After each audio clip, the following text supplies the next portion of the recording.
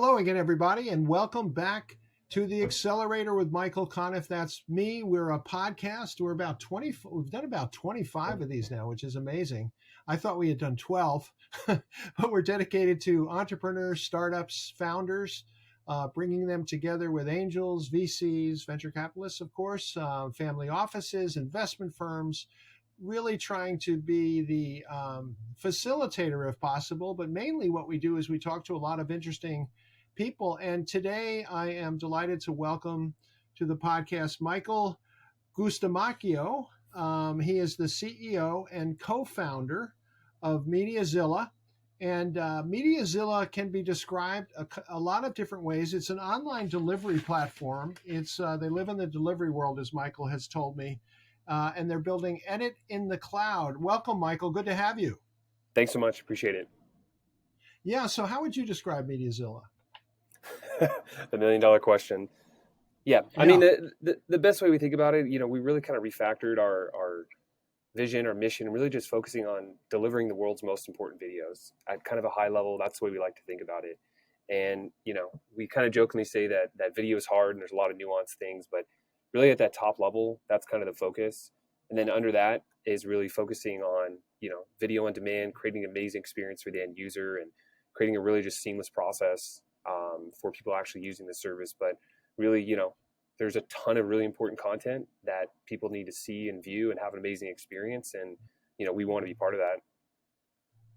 And, it's funny because video is everywhere. Video is getting bigger and bigger, but video is hard to work with, isn't it?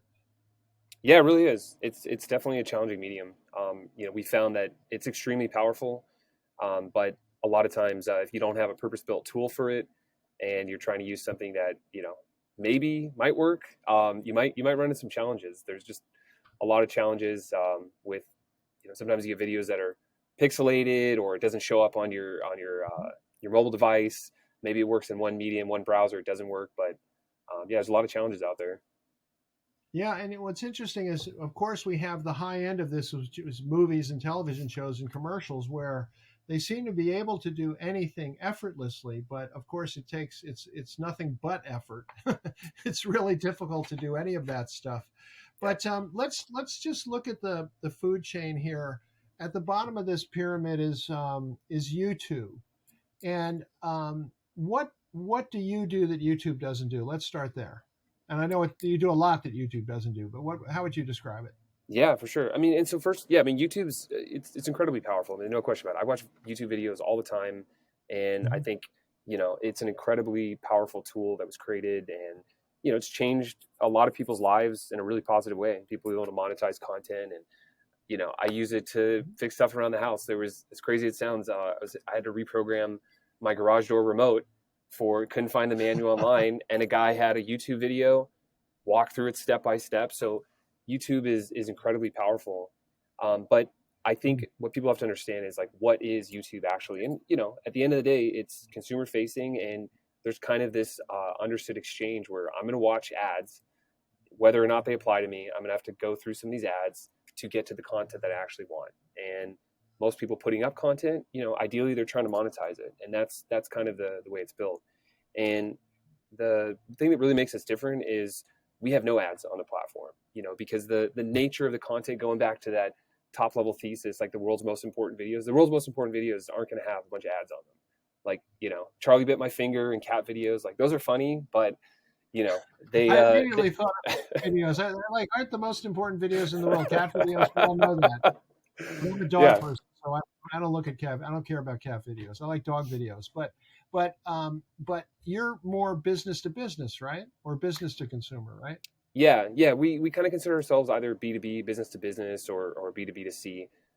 So really, these enterprise videos, B2B communications, whether it's internal communications, corporate communications, product demos, investor videos, training video, any type of this content, it really doesn't lend itself to being ad supported. So that's kind of the first part of it. And I would say the second part that's really, really important is a lot of this content needs to stay private. So, YouTube, they kind of have a few workarounds.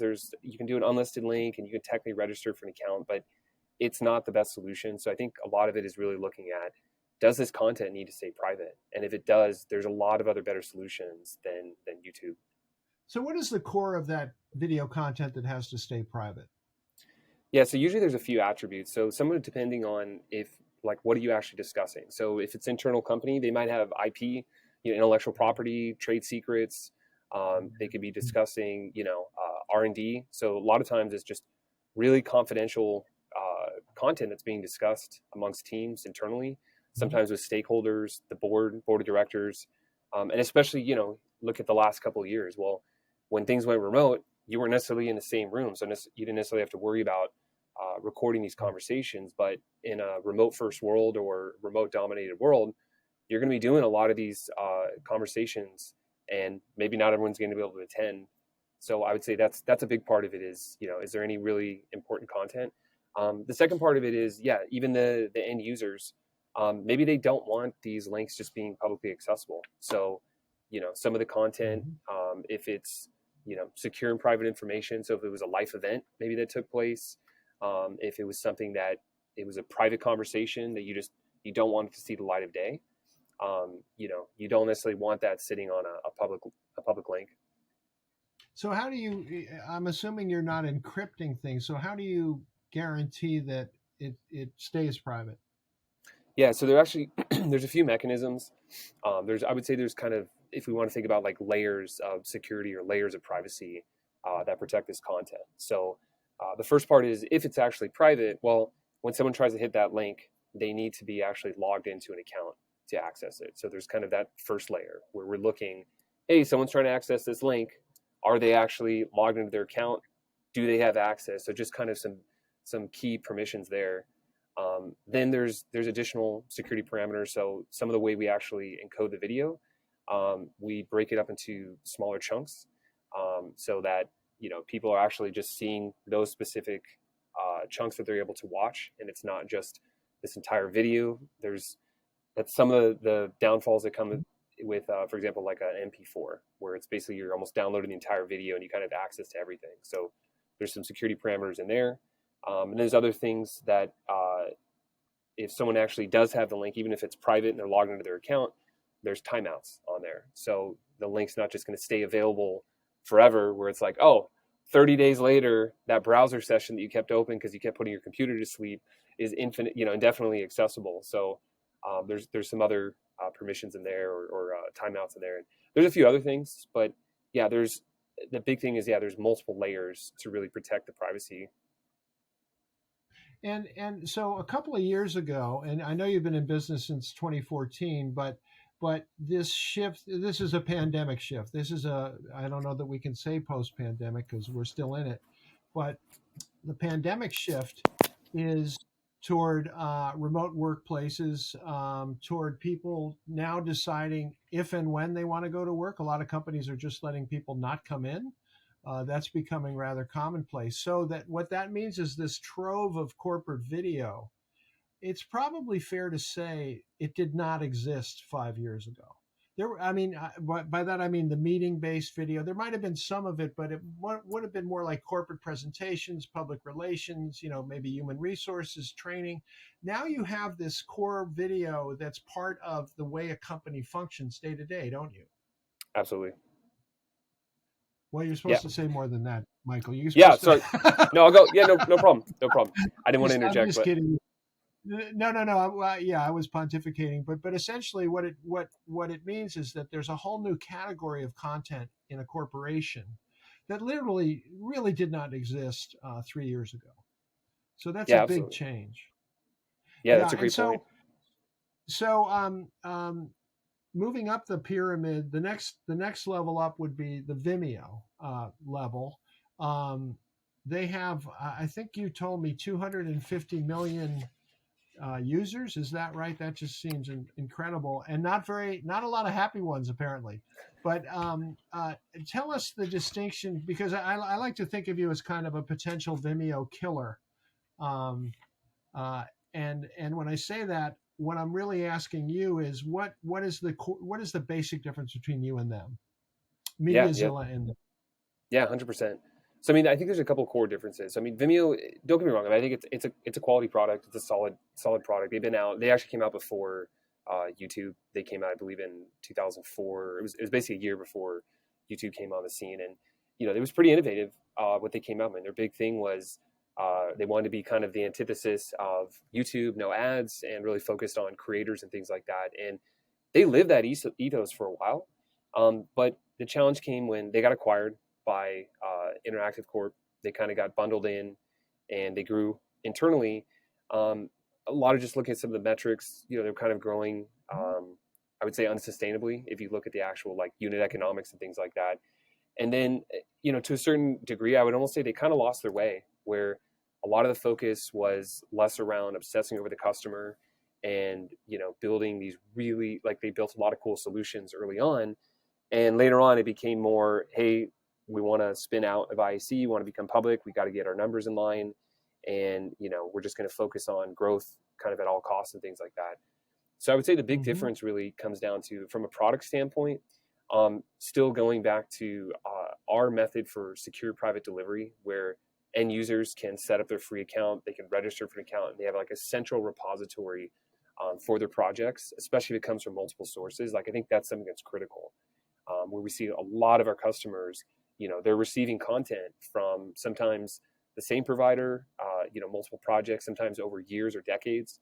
Sometimes they're receiving content from multiple providers. So and I was actually just working on a blog post earlier, but just this concept about not having content that's living in email, living in 10 different sources, but for the end user, having it centralized. And I would say another big part of it is really, again, kind of obsessing over your customers. I know Vimeo is a huge scale, like there's no question about it. And there's huge challenges at that scale to deal effectively with customer success. But when I start seeing reviews on Trustpilot or on their public Facebook page of people almost like begging with them, like you see them pleading with them for weeks on end, just asking to get in touch with someone, and can you please respond? And Vimeo has their Autobot, their automated response. So I would say those are a couple key differentiators. That you have your customer focus, but what about this toolbox in the back end? What do you have to manage that video, to organize it, that they don't? What makes MediaZilla special? Yeah, absolutely. So I think our method, we call it a collection. So it's basically a way of actually showcasing content, multiple videos, creating one deliverable. So our head of product, he always says, what is our superpower? What is MediaZilla's superpower? And I would say one of those, for sure, is the way we actually present video and content. And specifically, we refer to it as a collection, but you can kind of think about it like an interactive menu, interactive DVD or interactive Blu-ray menu. So when you used to watch Blu-ray and DVDs, you would have scene selection and bonus features and things like that. So kind of taking that same concept and moving it online. So through a browser, you can actually go through and you can access different menus. You can access multiple videos and things like that. So what we found with a lot of our customers, especially really in this B2B space, is that oftentimes there's more than one video for a project. Maybe it's for that specific deliverable. So if there was a project for that day or that series, but oftentimes, there might be multiple videos that are going to get delivered over the next days, weeks, months, or even years or things like that. So what we found is that there's a way better path forward to have all this content organized in basically one deliverable, and specifically even one URL. So if I send a project to you, I'm like, hey, Michael, here's the first video of 10 that I'm going to send you over the next week. Maybe it's internal training video, maybe it's some type of board meeting or what have you. What's awesome about the collection is it preserves that same link for the project, and you can keep adding videos to it. You can remove videos, you can edit the project, you can add menus to that, but that URL is preserved. And that part is really, really important. So you have, again, going back to this kind of central repository, both within my account as an end user, but also that specific project. Like, that's something that we've spent the better part of, even going back to when we built the POC or the prototype back in like May of 2013. We've been working on that for almost 9 years. And that's one of the things that I think of any of our competitors, that, we stand head and shoulders above others. We're talking to Michael Guastamacchio. Did I say that right? Guastamacchio. Guastamacchio. God, I used to be able to pronounce names, but because we're doing podcasts all over the world, My excuse is that it's very hard to pronounce names from all over the world, but I should be able to do Guastamacchio. But Michael Guastamacchio is the CEO and founder of MediaZilla. It is a video platform, a delivery platform, editing in the cloud. You've heard him talk about its capabilities. Walk me through the weeds a little bit here. Say somebody sends me a video by email. Is there an easy way to get it to that URL? How would I do that as a user? Yeah, for sure. And just to confirm, is this are you the end user, or is this like a colleague that sent it to you, or? A colleague sends it to me. We're working on the same project. I want to make sure other people have access to it. How do I get it there? Simple Yeah. question, really. Yeah, great. Yeah. So if let's say they recorded on Zoom. Let's say we're recording this call. Your colleague puts it up on Dropbox or Google Drive or even Zoom Cloud and sends it to you and says, "Hey, Michael, I need you to get this out to our audience of 1,000 attendees." No problem. So basically, you need to download that video, so you have it locally, and then you would upload it to your MediaZilla account. So the key is getting it into that central repository, and then from there, if you have the list of emails, you just want to send the video link out. You just copy and paste the video emails or the emails for the attendees. And if you're keeping it private, it'll basically send out, we call it digital delivery. So it dispatches from our system a one-time use email that each recipient will get. And then once they open the email, they're able to set up their free account and take possession of it. If they already had a free account, already had a registered account, all they're doing is logging in, and the video will be added to their account. Got it. Now let's talk a little bit about where you are as a company. You've been in business for a while, and you and your partners have been together for a while, haven't they? Yeah. My co-founder and I, John, we've been working together professionally since June of 2012. We've been longtime friends, so we grew up together. We've known each other for a really long time. But yeah, we've been working together for nearly about 10. Actually, it's technically longer. It's been 10 years from when we worked on his prior company. But even before that, we actually ran a video production company, me, him, and his brother together. So yeah, long history of working together, long successful history. The question is, are you still friends? Yeah. You can lie in this one. Yes, that's okay. Yeah, definitely. We don't want to make too much trouble, at least not right away. But so, one thing with startups, so there are a couple things. I want to talk about how you would use the money, of course, and the type of investor you're looking for. But you've been together a while, and some people might consider that means you're not the shiny new thing. But on the other hand, it also means you've survived and you've actually shown staying power. This is not the first time this has come up on this podcast, where companies are almost penalized for surviving because maybe they haven't hit a home run. Maybe there's another level they feel like they haven't gotten to. But anyhow, I think that there are also advantages that come from it. Would you agree with that? Yeah, definitely. I would say there's, and we've thought about this a lot. I mean, even early on in our early foundings, so I went to UCLA, and they have an entrepreneurship program, kind of external program through there. And one of the main guys who was running it, I remember talking to him, this was like a year or two, maybe within the first year or two of that we started MediaZilla. And I remember asking him about the fundraising process and say, "Hey, what do you recommend? What's your process?" And basically his kind of takeaway was, yeah, if you're going to do it early on, make a clear decision and go down that path and know what you're getting into, that most likely you're going to have to raise multiple rounds, and it's a part of the funding process. And it can be a distraction. It can be a huge help as well, but you have to understand what you're getting into it. And he goes, another option that you can pursue is you self-fund, you figure out other means. And then when and if you need the funding, depending what your goals, then you can kind of go from there. And I thought that was really powerful because, you hear a lot of different noise out there, and a lot of it is just like, oh no, you got to go raise money. If you're a startup, if you're calling yourself a startup, you got to raise money. You got to raise, maybe a family and friends round, or you're getting through an accelerator, or you got to do a pre-seed round, a seed round, and rinse and repeat. And, hopefully you have some amount of equity at the end. Hopefully, you're able to satisfy your investors.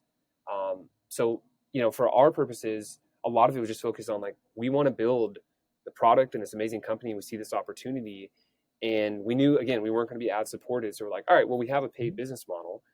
My background, I'm a CPA by my background. So I was like, okay, can we build in the unit economics where we can make this, each acquisition profitable and make sure that we're sustainable? I think that's the biggest thing too, is are we sustainable? And obviously, yeah, there's pros and cons for sure. There's huge benefits of raising money early on, but there's also, it comes with certain responsibilities. So you're a certified public accountant. I am, yeah, my background. I don't know that I've ever met a video person who was a CPA before, so I've got to think that's a good thing. But no, I think you've bootstrapped it, right? You bootstrapped it. You kind of built it yourself, and I still think that's an ideal way to do things. Often, not always, but often that's an ideal way to do things because you still control it, and it kind of puts you in a position to grow. So now you've reached the point where you are asking for money. How will you use the 2 million, and what kind of investor would be ideal for MediaZilla? Yeah, for sure. So I think the big thing right now is really, how do we grow at a faster rate? How do we build out more products? How do we do more experiments, take more risk? I think that's really the biggest thing where, we've figured out a lot of the unit economics of the business. We've built up a really loyal customer base. We have awesome retention, and people love the service.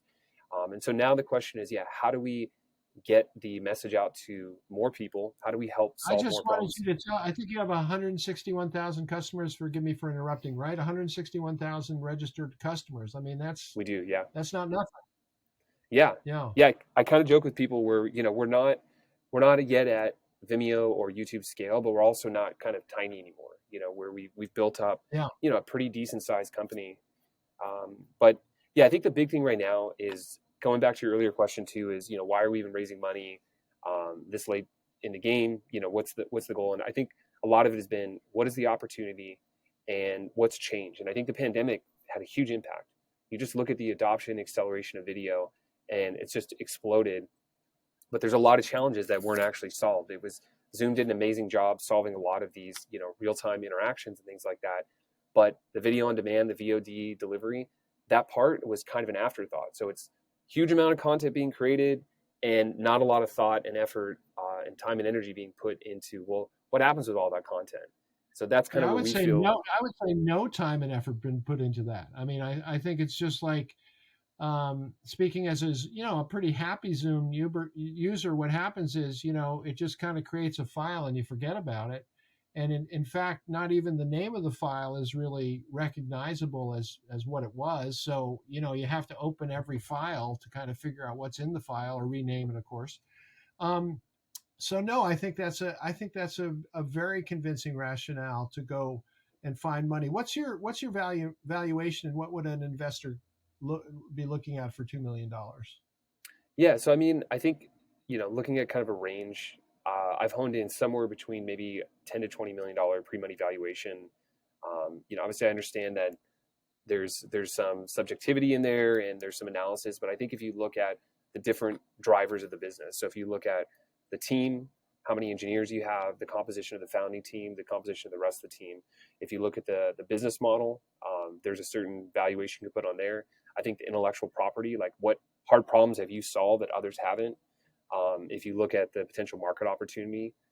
So I think, in that range, I think it doesn't seem crazy depending on who you are. Some people might say, oh, that's incredibly expensive, depending on X, Y, and Z. And some people are like, well, actually, that's cheap. I'm a huge VC company. Great. Yeah. Where do I sign up? Yeah. I mean, my advice might be to pick a number to decide yourselves, but I understand that's not always easy. And then what kind of investor would be interested in MediaZilla? What would be the most value add for you in an investor? Yeah, great question. So I think the investors we've talked to, and I think the people who are the biggest value add, I think the one, if I know it's a smaller group of people, but people who understand video, I think that's something that, like, whether it's in media entertainment, it can be in consumer video, but I think people who just have a fundamental understanding of the medium of video, and maybe to a lesser degree, even audio. So if you had people who invested in Spotify and other stuff, I think there's some overlap there. But I think that part of it, ideally, but I understand it's a smaller group of people. I think the second people who actually believe in the thesis that video is this incredibly powerful medium to communicate information.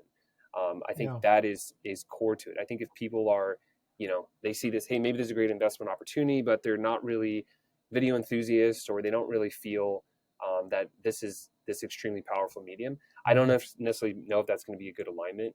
And I would say the third part of it, I think, is where the investor, maybe even the size of the fund or something like that. So depending on, because we're a little bit early stage, and this is coming from a point of empathy or compassion for the investors, knowing that, hey, if I'm running a $500 million fund or a $1 billion fund, the types of returns that I need to yield and the home run I need to hit with one or two companies, they need to find the next Stripe, they need to find, the next Zoom or what have you. So I think that part of it too is looking at investors that are more in alignment with where we are as a company, and understanding, that the likely acquirers or companies that we're trying to align with. So Adobe, maybe Microsoft, other companies like that. So I think that's where there would be a huge amount of value for sure. Yeah, I mean, I think it's a really big opportunity. When you think of this marketplace you've carved out in video, and you look at YouTube, there's YouTube, which is, gigantic and the 1,000-pound gorilla. There's Vimeo, which is like the 100-pound gorilla. And that's, kind of it. And then there are companies like yours. So I think there's, and given what you've said, and it's true about the new video reality after the pandemic, there's a need that wasn't there before. It's actually a killer app. I mean, Zoom video conferencing is a killer app in its own way. It's so massively prevalent now. But how would you use the money, Michael? What would you do at MediaZilla that you can't do now as a bootstrapping company? Yeah, absolutely. So we've kind of laid out, the areas where we want to invest the money. So first, we want to grow our team. There's some key hires that we want to invest. Mm-hmm. So specifically within sales and marketing, I think being able to invest more heavily in those, because, they can take some time to bear fruit, but getting in front of some of these companies, talking with these folks, building relationships, some of this stuff just takes time. It's especially now, people have so much on their plate. So just trying to do the cold outreach, the hard sell and stuff like that, I don't think it's as effective as it once was. So I think for us as a company, being able to invest, and especially thinking about things in terms of relationships, like so much of business, it's not just transactional. Like we have customers that we've been working with for 10 plus years that are extremely loyal, and they've had our back, and we've continued to support them. And those are the types of relationships. So I think investing in sales and marketing for sure. The other piece of it is continuing to grow out our engineering team and our product team. We have a really talented team, and we want to continue growing that, investing deeply in the product, which ultimately our members benefit from. Like the better, the larger our engineering team is. 8 people. I'm sorry? You have 8 people now, is that right? Yep, exactly. Yeah, there's 8 of us, including our advisor. And revenues are about $1 million? Yeah, we're doing about $1 million in recurring revenue. Excellent. Okay, so listen, I want to thank you so much for being on the accelerator. We've been here with Michael Guastamacchio, Guastamacchio, or Macchio. Macchio. So it's kind of like you can think of Pinocchio, zucchini, macchiato. Yeah. I'm so sorry. I'm so embarrassed. Guastamacchio. No problem. How about that? A real paisan. And he's built a very interesting company going back to 2014 and beyond, editing in the cloud, video in the cloud, in the delivery business of video, trying to capitalize on the new world of corporate video. I think there's a great opportunity there, Michael, and I commend you for your survival, and not only surviving, but really having a good business to begin with. I think that's a great place to start. So thank you for being on the accelerator. I really appreciate it. Yeah, thanks so much for your time. I really appreciate it.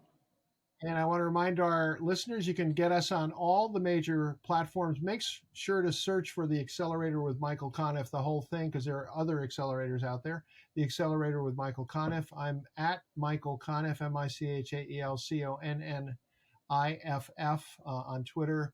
and also my website, michaelconniff.com. Would love to have you sign up there as well. And give us a good rating if you get a chance on Apple or any other platform. So thanks so much for being with us. This is The Accelerator. And as I like to say, we'll be back before you know it.